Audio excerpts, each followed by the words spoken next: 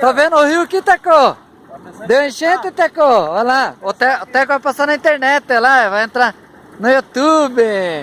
Não esqueça de dar seu like, Pilar do Sul. Não, tô com o canal na internet. Depois você vê lá, já que já não tem.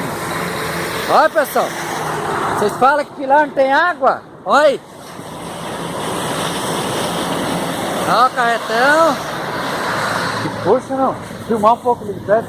Ô, fui lá em cima, lá caiu uma árvore, porque cortar tudo molhado mesmo, tá? Falou.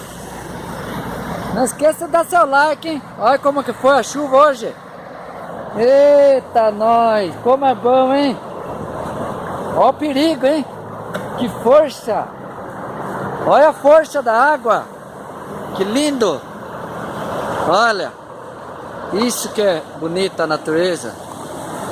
Agora eu vou fazer umas filmagens hoje pra vocês, hein? Tá bom? Aí a carraiada, tudo vindo do serviço. Os amigos passando. E não esqueça de dar seu like, tá? Vou mostrar um pouquinho aqui, ó. Olha a força da água. Isso que é força. Olha. Aqui nem água tem. É tudo fraquinho. É. Olha o perigo. Agora eu vou mostrar a boca. Olha a força. Ô, louco. Olha. Aqui tem que fazer uma ponte maior. Buraco maior. Olha a força da água.